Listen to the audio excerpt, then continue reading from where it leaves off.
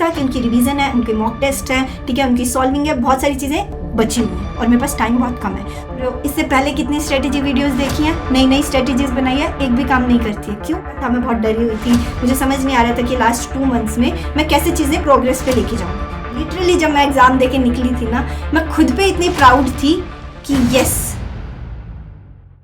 हाँ जी। तो finally last phase चल रहा है before JEE mains first attempt, और इस टाइम पे मुझे पता है कि जो एंग्जाइटी है, जो डर है ना, वो बढ़ जाता है क्योंकि अब पता है कि एग्जाम पास आ गया। तो इसीलिए आज मैं मेरे लास्ट 2 मंथ्स की स्ट्रेटेजी शेयर करूंगी जिसने मुझे हेल्प किया था पर्सनली 99 परसेंटाइल सिक्योर करने में। तो मेरे फर्स्ट अटेम्प्ट में मैंने 99.1 परसेंटाइल अचीव की थी, ठीक है। तो अभी डिस्कस करेंगे कि मैंने क्या क्या चीज़ें उसमें अप्लाई की थी, क्योंकि मेरे टाइम पर भी ऐसा था कि मैंने मेरी मेंटर्स की जो भी लर्निंग्स थी उसको अपने साथ रखा था, टीचर्स की जो बातें थी उसको साथ रखा था। सिमिलरली जैसे अभी आपको बीइंग IITian पे कुछ कुछ चीज़ें बताई जाती है, ठीक है, कुछ कुछ चीज़ें समझाई जाती है। हमारे 80 डेज चैलेंज के अंदर भी आपको क्वेश्चन सॉल्विंग वाली वीडियोस जो आती है उसमें भी बताया जाता है कोई एक्स्ट्रा जो लर्निंग है आपको लेनी है उस क्वेश्चन से, वो वाली। तो सिमिलरली मेरे साथ भी होता था। तो अगर स्टार्ट करते हैं बिल्कुल ऐसे स्टोरी की तरह अपने आज डिस्कस करेंगे, और उसमें भी लेट्स स्टार्ट विद चैप्टर 1। तो चैप्टर 1 इज एकदम मेस, जो फील कर लिया होगा अब तक, क्योंकि जैसे हमें ये पता चलता है ना कि सिर्फ मेरे पास 2-3 महीने रह गए हैं या सिर्फ 1 मंथ रह गया है, ऐसे जैसे पता चलता है ना कि मेरे पास टाइम बहुत लिमिटेड रह गया है, तब हमें ये चीज़ हिट करती है कि पेपर पास आ गया और मैंने कुछ चीज़ें करनी थी, मैंने की नहीं है। इससे पहले तो हम इतने नॉन सीरियस होते हैं कि जो चीज़ें हमें करनी होती है हम प्रोक्रेस्टिनेट कर रहे होते हैं ये सोच के कि मेरे पास टाइम है। बट जब ये हिट कर जाता है ना कि NTA ने डेट्स बता दी है और फाइनल है, रजिस्ट्रेशन स्टार्ट हो गई, ये सारी चीज़ें जैसे ही पता चलती है ना, वैसे ही एंग्जाइटी धीरे धीरे बढ़ना शुरू होती है। क्यों? क्योंकि अब आपको पता है कि रजिस्ट्रेशन हो गई है, पेपर तो हो रहा है और टाइम मेरे पास कम है और मैंने किया नहीं है। ये किया नहीं है वाला जो पॉइंट होता है ना, ये बहुत ऐसे डरा देता है कि यार अब तो टाइम कम है, अब कैसे करेंगे। तो डिस्कशन इसी बात पे करते हैं। सिमिलरली मेरा केस ये था कि मैंने चीज़ें की हुई थी। सबसे इंपॉर्टेंट पॉइंट कि आपको अपनी लेवल जो है ना प्रिपरेशन की, वो खुद पता होनी चाहिए कि आपने कितना % सिलेबस किया हुआ है, कितना नहीं किया हुआ है, और उसमें खुद के लिए ऑनेस्ट रहना है। उसमें ऐसे अनरियलिस्टिक नहीं रहना है कि मेरे पास सामान इतना सारा है स्टिल मैं कर सकता हूँ, नहीं। उसमें आप हमेशा गलत रास्ते ही जाओगे, इसलिए क्लैरिटी होनी ज़रूरी होती है। तो मुझे एक चीज़ तो पता थी कि मैंने कुछ चीज़ें की हुई है, बट पॉइंट ये था कि उनकी रिवीजन है, उनके मॉक टेस्ट है, ठीक है, उनकी सॉल्विंग है, बहुत सारी चीज़ें बची हुई हैं और मेरे पास टाइम बहुत कम है। तो वो वाला जो टाइम होता है ना, वो बहुत ऐसे डराता है, कंफ्यूज करता है, एंक्शियस करता है। सिमिलर केस मेरे साथ था, मैं बहुत डरी हुई थी, मुझे समझ नहीं आ रहा था कि लास्ट 2 मंथ्स में मैं कैसे चीज़ें प्रोग्रेस पे लेके जाऊँगी, कैसे चीज़ें इंप्रूव करूँगी। स्टिल मुझे जो रिमाइंडर मिलते थे उसमें था कि दोस्त एक बात बोलते थे कि फाइटर जो होते हैं ना, वो ये नहीं सोचते कि मेरे पास कितना टाइम बचा है, वो ये सोचते हैं कि मुझे टाइम दे दो, जितना भी है मैं उसमें अपना बेस्ट देने की कोशिश करूँगा और लास्ट तक फाइट करूँगा। तो ये मुझे पता थी, तो मैं सेम थॉट प्रोसेस के साथ चलती थी। इसलिए मैंने क्या किया, let's go to second chapter, that is after a lot of anxiety और वो डर, मैं गई पेन पेपर के साथ जो मुझे बहुत ऐसे क्लैरिटी देते हैं। तो मैं प्रॉपरली बैठी, पेन पेपर लिया और क्लैरिटी लेने के लिए उस तरफ गई। तो मैंने क्या किया, देखो अब मुझे पता है मैंने कितना सिलेबस किया हुआ है, क्या क्या है। तो मैंने पूरा प्रॉपर पेन पेपर लिया, उस पर लिखा कि फिजिक्स में ये है, केमिस्ट्री में ये है, मैथ्स में ये है। तो ये सारी चीज़ें मैंने लिख दी कि क्या क्या है, कैसे है, ओके। और उसमें मैंने मेंशन भी किया कि ये वाले चैप्टर की सिर्फ थ्योरी की हुई है, ये वाले चैप्टर की सॉल्विंग बची हुई है, या ये वाले चैप्टर की सॉल्विंग और थ्योरी की हुई है बट रिविजन बची है, ऐसे करके।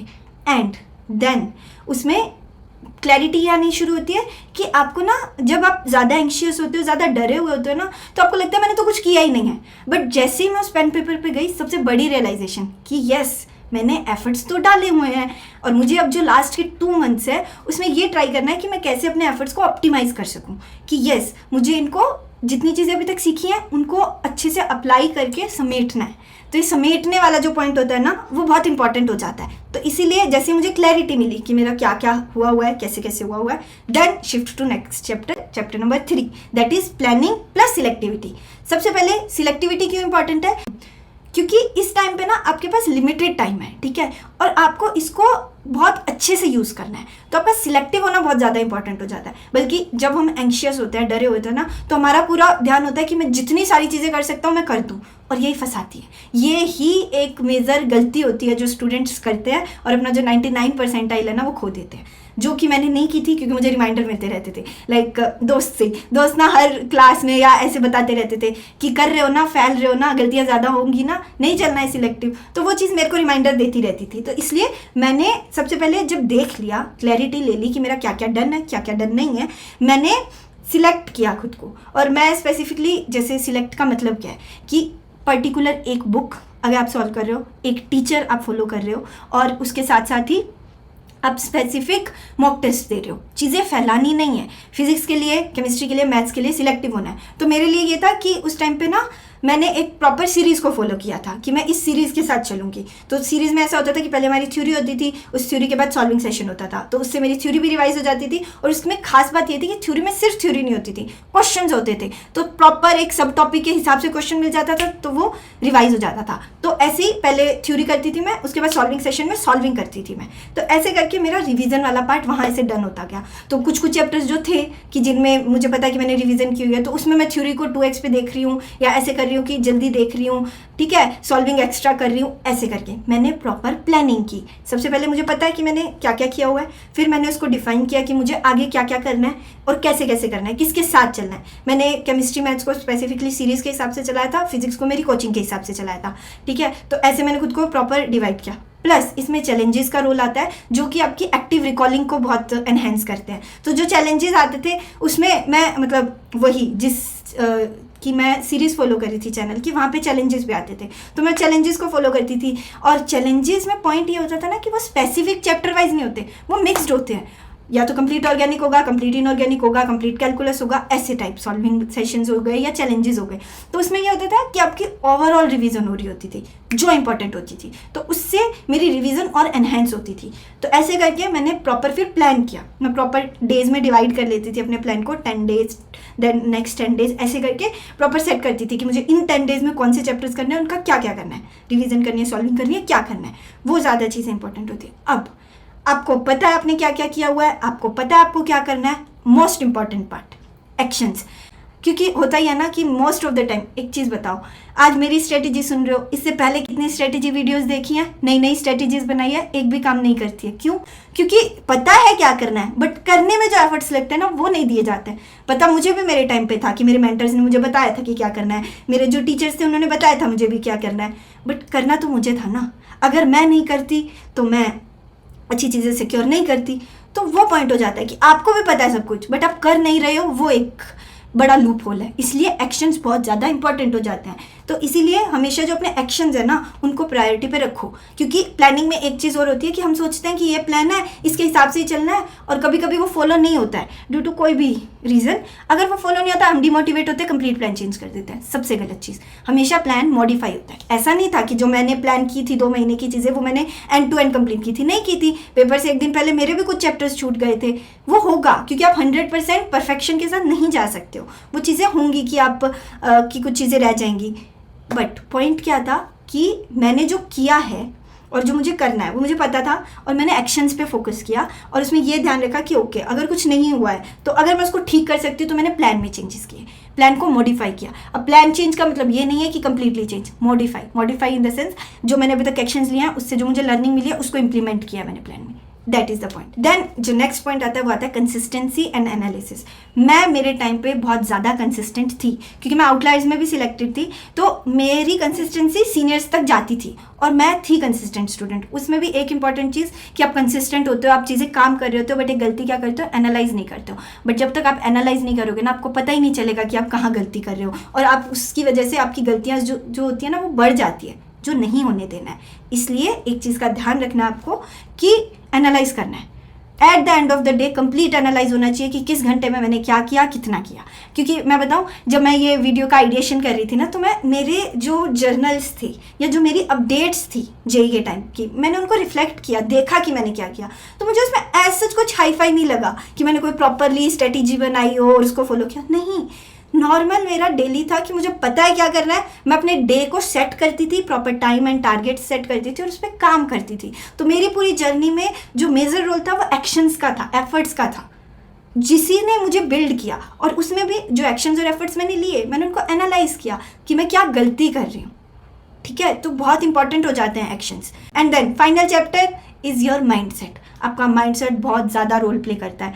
अगर आपने थोड़ा सा भी अपने माइंड में ये चीज़ रख ली ना कि सेल्फ डाउट है, ये चीज़ दोस्त बोलते हैं कि आप कोई भी काम कर रहे हो, ठीक है, अगर आप उसके लिए 100% श्योर हो ना कि वो होगा, तभी वो होगा। अगर आपने उसको 100 से 99 भी किया है, अगर आपको 1% भी डाउट आ गया ना, तो वो गलती करवाएगा और वो आपको गलत डायरेक्शन में लेके जाएगा। इसलिए करना है, चीज़ें माइंड में सेट हैं, तो उसके लिए 100% श्योर हो कि चीज़ें होंगी।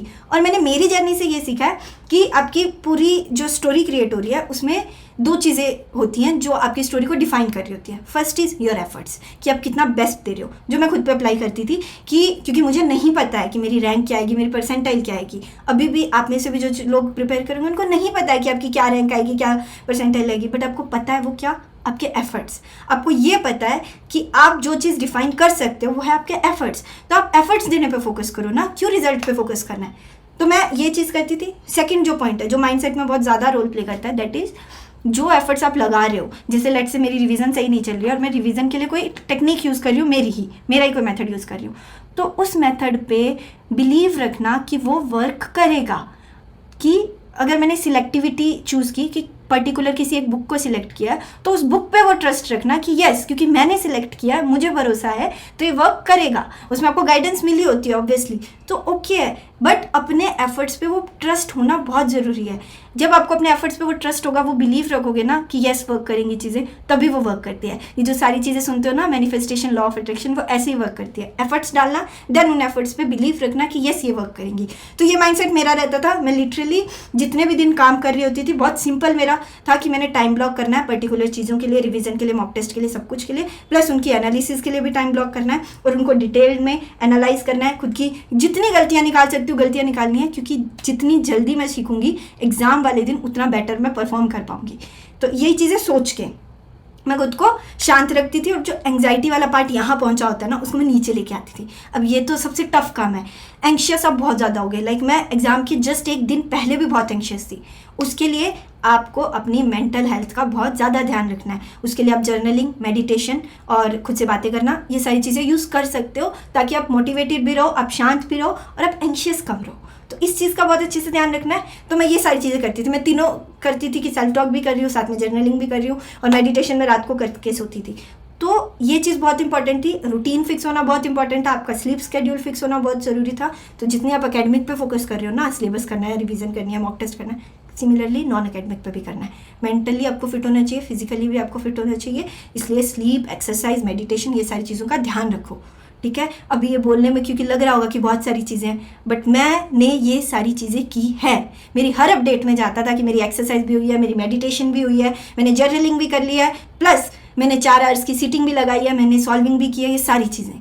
एंड यही चीज़ें एफर्ट्स को बताती है और वो एफर्ट्स ही आगे जाके उन्होंने मुझे हेल्प किया था कि मैंने एग्ज़ाम में मेरे पोटेंशियल से ज़्यादा परफॉर्म किया था। क्योंकि अगर मैं पेपर वाले दिन शांत नहीं होती ना, तो मैं यहाँ नहीं खड़ी होती। इसलिए सबसे इम्पॉर्टेंट है शांत रहना। तो खुद को जितना शांत रख सकते हो रखना है, क्योंकि मोस्ट ऑफ द जनता इस टाइम पे इतनी परेशान होकर कुछ भी कर रही होती है। आपको पता है आपको क्या करना है, आपको पता है क्लैरिटी कैसे लानी है, तो उसके साथ जाओ। तो यही थी मेरी स्टोरी। ऐसी मैंने चीज़ें की थी, फिर मैं एग्ज़ाम दे के आई थी। और एक और चीज़, मैं ना खुद से एक लाइन बोलती थी इसी टाइम में, लास्ट के फेज़ में, कि मुझे नहीं पता रिजल्ट क्या आएगा, रैंक क्या आएगी, बट खुद को ये बोलती थी कि रिया, जब उस एग्ज़ाम हॉल से बाहर आएगी ना पेपर देके, तब इतना सा भी ये रिग्रेट नहीं रहना चाहिए कि यार थोड़ी सी मेहनत और कर सकती थी, वो नहीं की। बस ये लाइन मुझे हर दिन पुश करती थी कि थोड़ा सा भी रिग्रेट नहीं करना एग्ज़ाम हॉल से निकलते वक्त, तो एफर्ट्स डालने होंगे। एंड लिटरली जब मैं एग्ज़ाम दे के निकली थी ना, मैं खुद पे इतनी प्राउड थी कि यस, मैंने थोड़ी सी भी कमी नहीं छोड़ी है और मैं सेटिस्फाइड हूँ अपने एफर्ट्स से। अब जो रिज़ल्ट आएगा वो देखा जाएगा। तो इस थॉट प्रोसेस के साथ मैंने अपना बेस्ट दिया था एंड आगे चीज़ें की थी। तो आज के लिए चलते हैं। Take care, bye bye, all the best.